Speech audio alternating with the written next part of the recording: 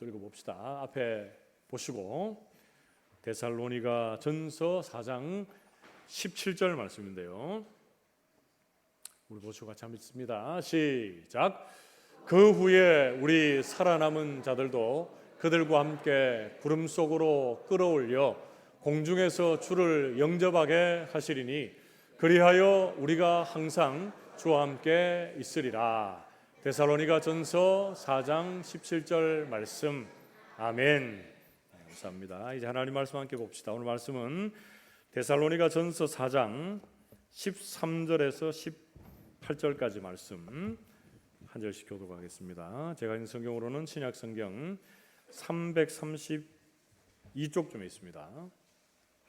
데살로니가 전서 4장 13절에서 18절까지의 말씀을 한 절씩 교독을 하겠습니다. 형제들아, 자는 자들에 관하여는 너희가 알지 못함을 우리가 원하지 아니하노니 이는 소망 없는 다른 이와 같이 슬퍼하지 않게 하려 함이라. 우리가 예수께서 죽으셨다가 다시 살아나심을 믿을진대 이와 같이 예수 안에서 자는 자들도 하나님이 그와 함께 데리고 오시리라. 우리가 주의 말씀으로 너희에게 이것을 말하노니 주께서 강림하실 때까지 우리 살아남아 있는 자도 자는 자보다 결코 앞서지 못하리라. 주께서 호령과 천사장의 소리와 하나님의 나팔 소리로 친히 하늘로부터 강림하시리니 그리스도 안에서 죽은 자들이 먼저 일어나고 그 후에 우리 살아남아 남은 자들도 그들과 함께 구름 속으로 끌어올려 공중에서 주를 영접하게 하시리니 그리하여 우리가 항상 주와 함께 있으리라. 그러므로 이러한 말로 서로 위로하라. 아멘. 우리 앞뒤 좌우에 계시는 분들과 이렇게 인사하고 말씀을 받읍시다. 말씀에 은혜 받읍시다. 인사하겠습니다. 오늘은 말씀을 본격적으로 시작하기 전에 여러분들과 함께 한 가지 이야기를 나누고 말씀을 시작하려고 합니다. 가정의 달을 지나면서, 아니 가정의 달이 아니더라도 우리에게 이렇게 많이 잘 알고 있는 우스갯소리라 할까요? 그런 이야기가 있습니다. 요즘 신축되는 여러 아파트 단지들이 많습니다. 그런데 요즘 아파트 단지들의 이름에 특징이 있습니다. 몇 가지가 있는데 어떤 특징이 있습니까? 그렇죠. 어렵고 깁니다.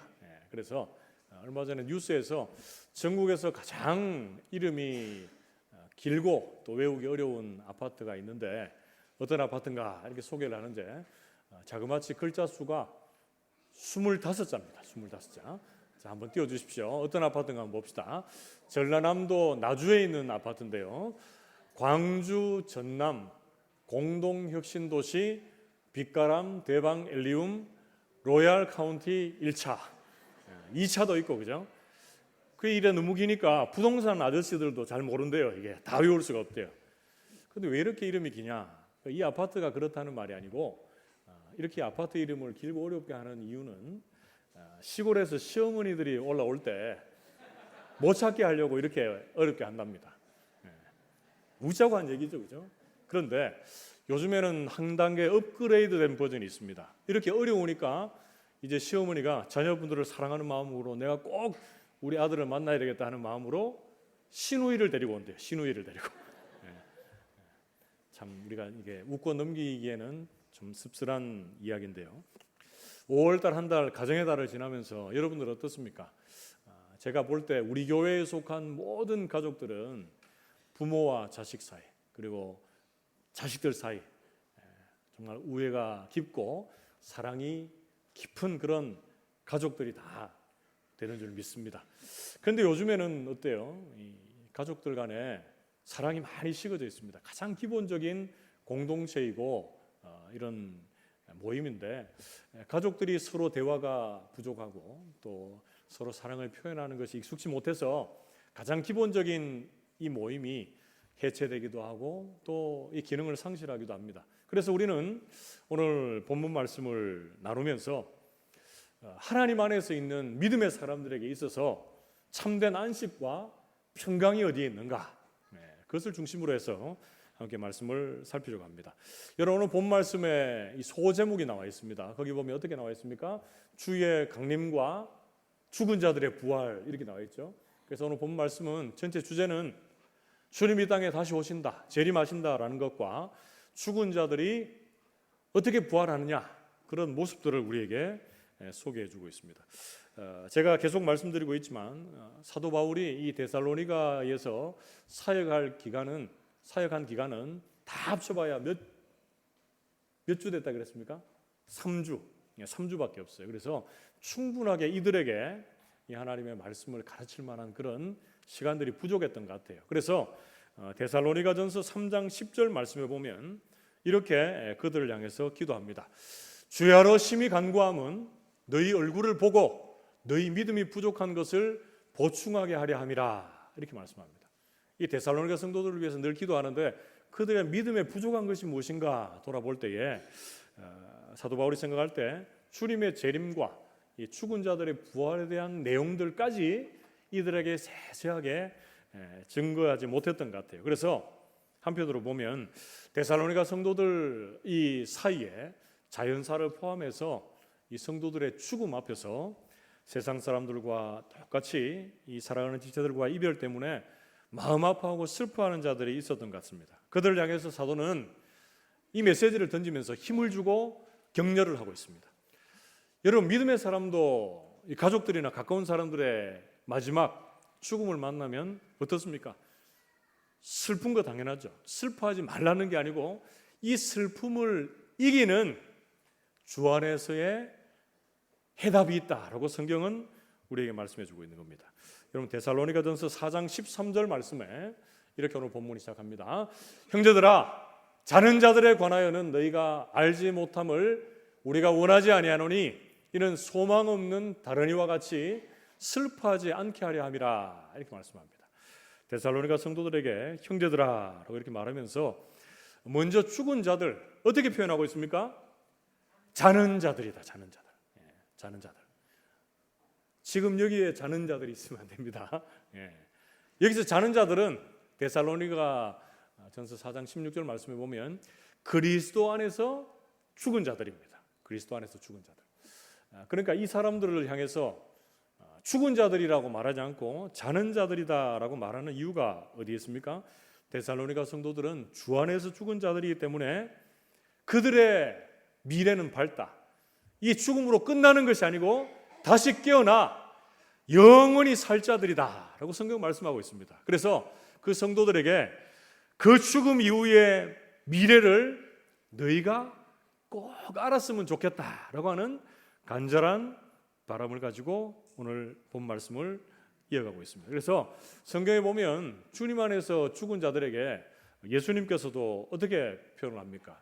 나사로나 야이로의 딸을 바라보고 어떻게 합니까? 이 사람이 죽은 것이 아니라 어떻게 해요? 잔다, 이렇게 말하잖아요. 그래서 종교개혁자 칼빈이 그의 주석에서 이 부분들을 이렇게 해석을 했습니다. 여러분 잘 들어보십시오.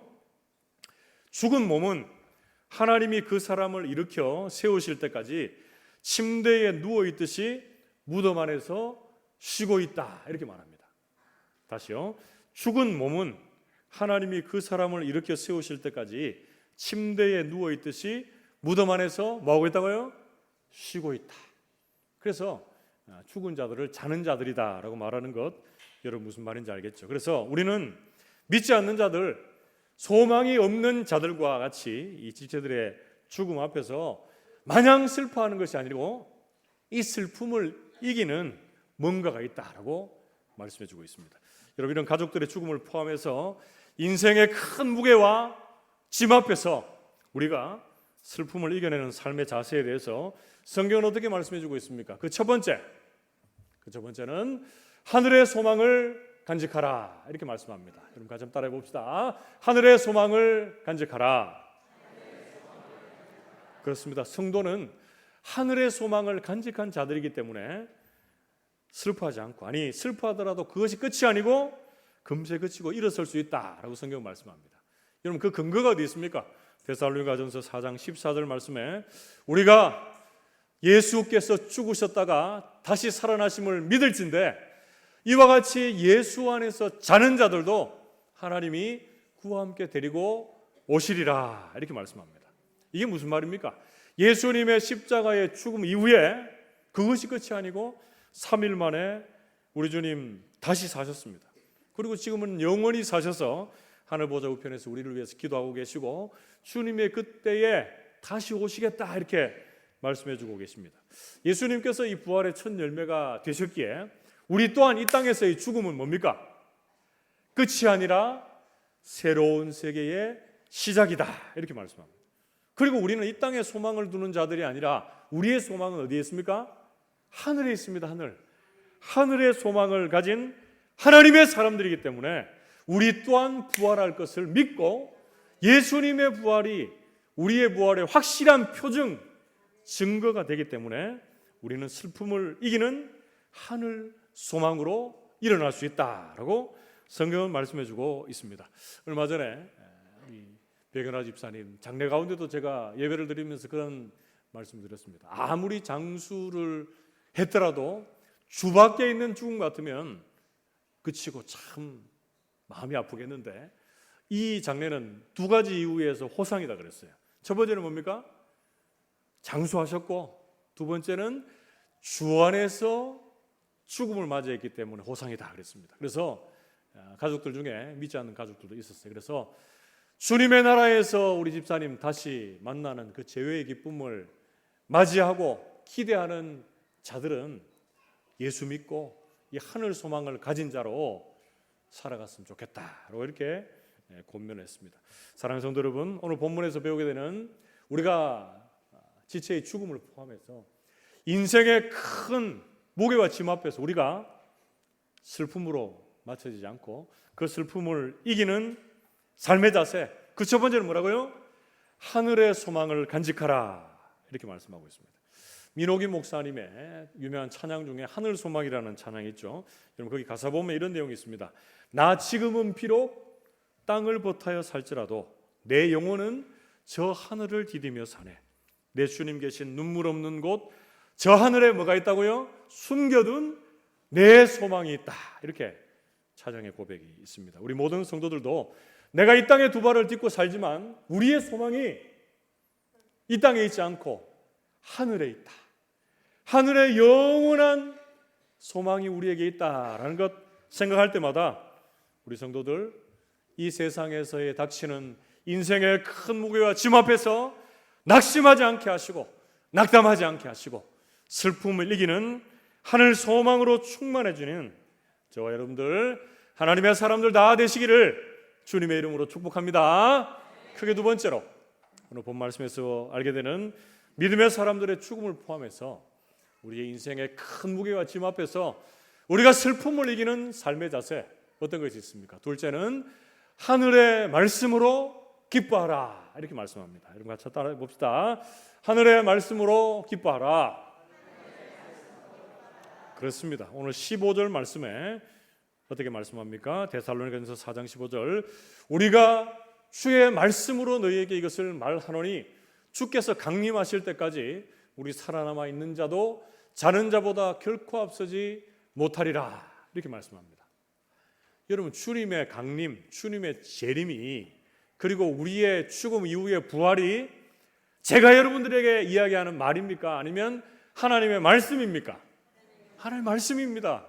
그렇기 때문에 확실히 이루어 주실 것을 믿고 우리 모든 성도들이 그 주님의 말씀으로 기뻐할 수 있기를 축복합니다. 주님이 다시 오시는 그 재림의 날 구체적으로 어떻게 표현을 하고 있습니까? 데살로니가전서 4장 16절에서 17절 말씀 우리가 같이 한번 읽어봅시다. 데살로니가전서 4장 16절 17절 같이 읽습니다. 시작. 주께서 호령과 천사장의 소리와 하나님의 나팔 소리로 친히 하늘로부터 강림하시리니 그리스도 안에서 죽은 자들이 먼저 일어나고 그 후에 우리 살아남은 자들도 그들과 함께 구름 속으로 끌어올려 공중에서 주를 영접하게 하시리니 그리하여 우리가 항상 주와 함께 있으리라. 아멘. 여러분 어떻게 주님의 그 이 땅에 다시 오심을 묘사를 하고 있습니까? 먼저 첫 번째는 뭡니까? 주님이 이 땅에 재림하십니다. 어떻게 재림하십니까?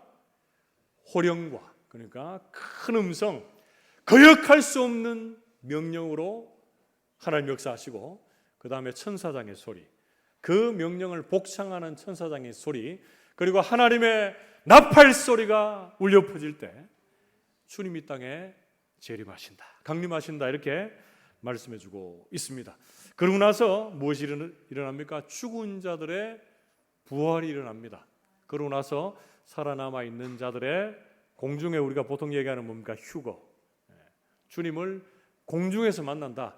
구름으로 끌어올림 받아 공중에서 주를 영접하게 될 것이다 라고 성경은 말씀해주고 있습니다. 고린도전서 15장 52절 부활절에서의 말씀을 보면 여러분 순서를 분명히 기억해야 됩니다. 나팔 소리가 나매 죽은 자들이 썩지 아니할 것으로 다시 살아나고 우리도 변화되리라, 이렇게 말씀합니다. 주님의 재림 시에 먼저 주 안에서 죽은 자들이 부활하고 우리도 또한 부활하게 될 것이다. 여기서 여러분 변화되리라 라고 하는 것 좀 주목해 보시면 좋겠는데요. 여러분 지금 이 주님의 재림을 제가 설교하고 있고 여러분 듣고 있지만 실감이 안 나죠? 네? 주님의 재림은 내가 죽고 나서 한참 후에 주님 오실 것이다. 나는 재림에 대해서는 별로 감동이 없다, 감각이 없다, 이렇게 생각합니까? 아멘? 누가 아멘입니까? 여기서는 아멘하면 안 됩니다. 우리가 재림 신앙으로 이 땅을 살아야 돼요.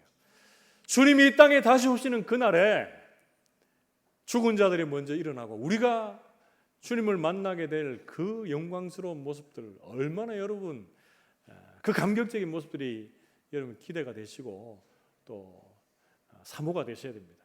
여러분 오늘날 여러분들 중에 특별히 여자분들을 보면 하루하루 살아갈 때 뭐가 제일 마음 아픕니까? 눈가에 주름이 늘어가고 몸이 어디 안 아픈 데가 없습니다. 제가 이래 보니까 저를 포함해서 우리 성도들 남녀노소 관계없이 안 아픈 부분이 없어요. 다 이게 어디가 몸이 연약합니다. 그런데 주님 다시 오시는 그날에는 우리가 어떻게 되는 거예요?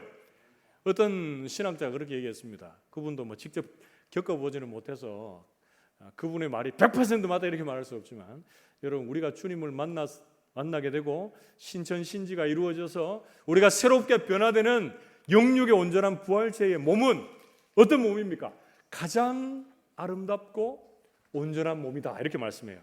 제가 여기 우리 중고등부에서 이 스승의 주일이라고 해서 이렇게 꽃을 달아줘서 지난주 어버이 주일에도 달아주는 거 제가 좀 그래서 뺐다가 요번에 안 닮은 그럴 것 같아서 이렇게 달고 있는데, 여기 보면은 어떤 문구가 쓰여 있냐면 너는 꽃과 같다, 이런 문구가 있어요. 꽃과 같이 아름다운 존재다 이 말이죠. 그런데 이 꽃은 어때요? 아무리 아름답고 이뻐 보여도 시간이 지나면 어떻습니까?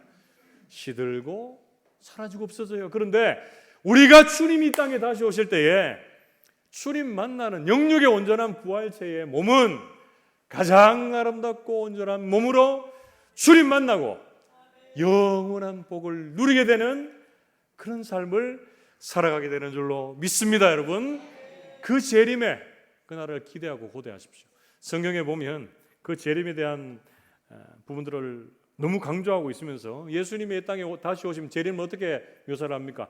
육체적으로 눈에 보이게 갑작스럽게 이 땅에 오신다라고 이렇게 말씀해주고 있습니다. 여러분 재림의 그날 믿는 자들은 영생의 부활로, 믿지 않는 자들은 심판의 부활로 나가게 될 것입니다.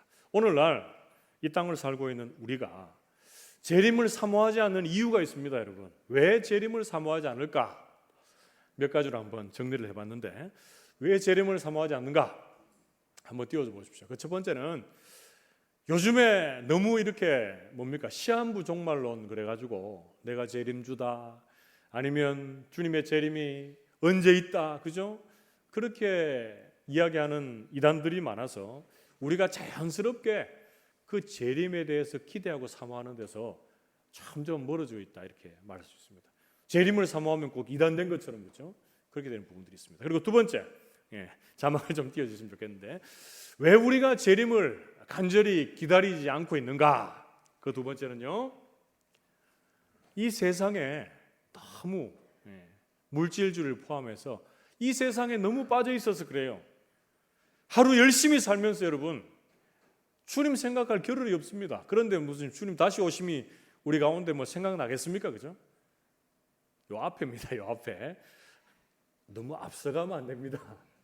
너무 앞서가셨어요 지금. 예수님의 재림을 간절히 기다리지 않는 이유, 사모하지 않는 이유.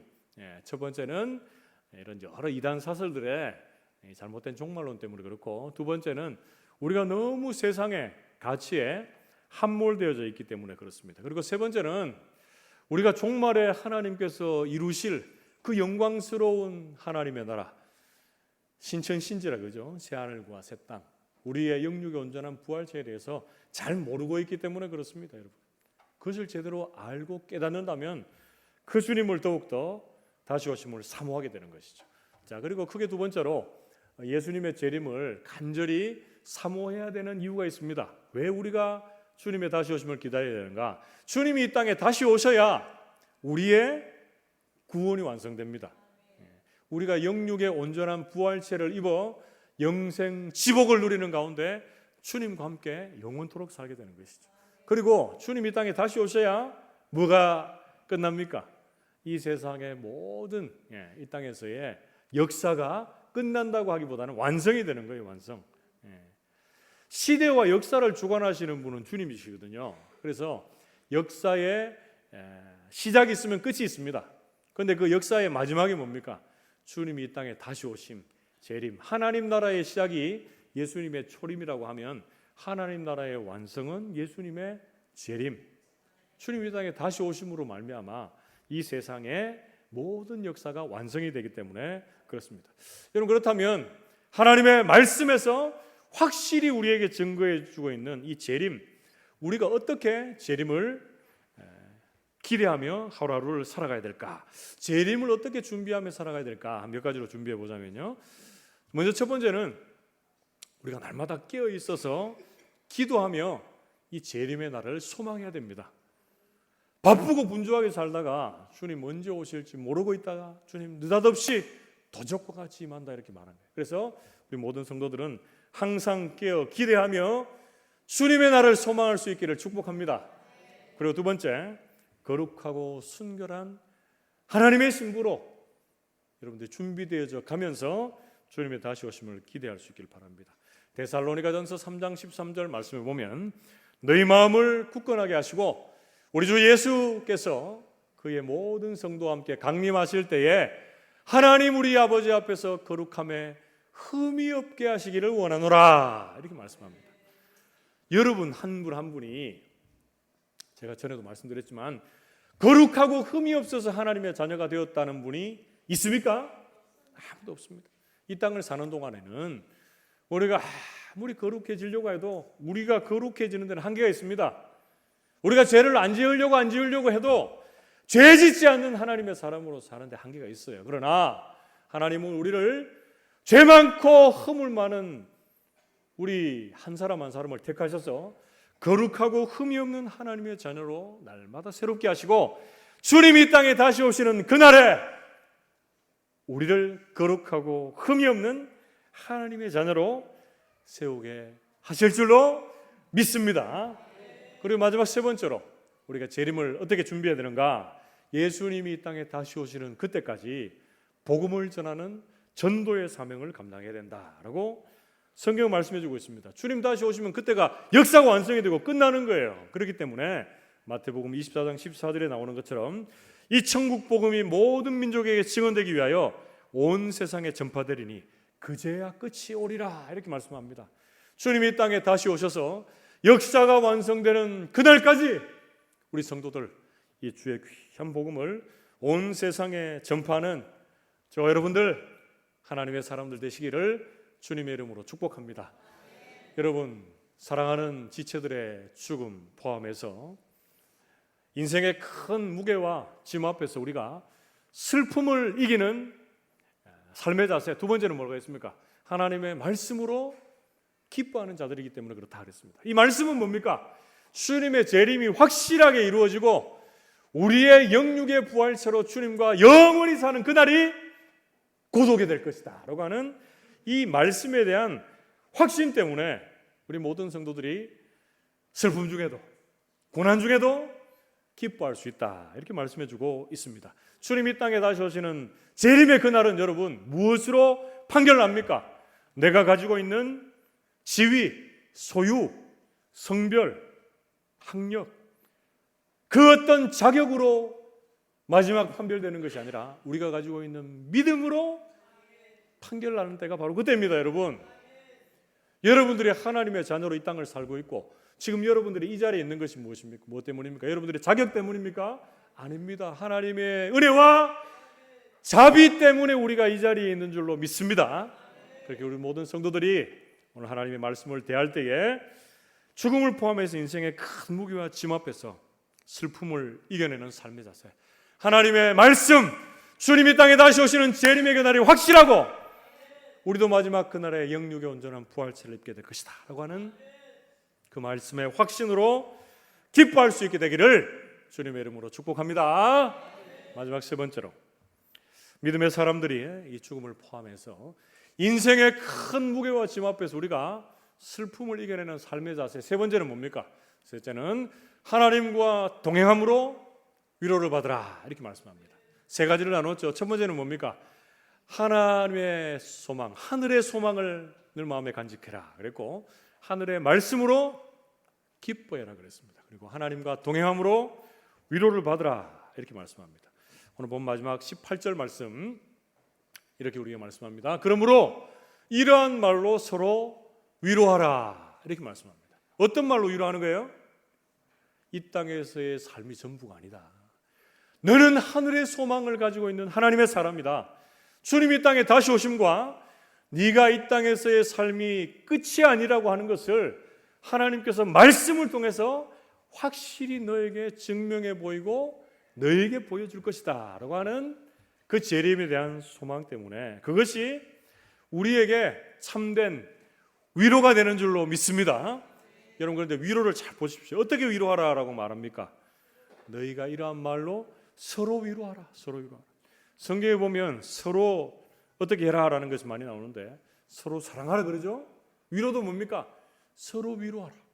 우리는 어떻습니까, 여러분? 신앙생활 하는 분들은 서로 위로해야 되는데 나만 위로받기를 바래요. 예.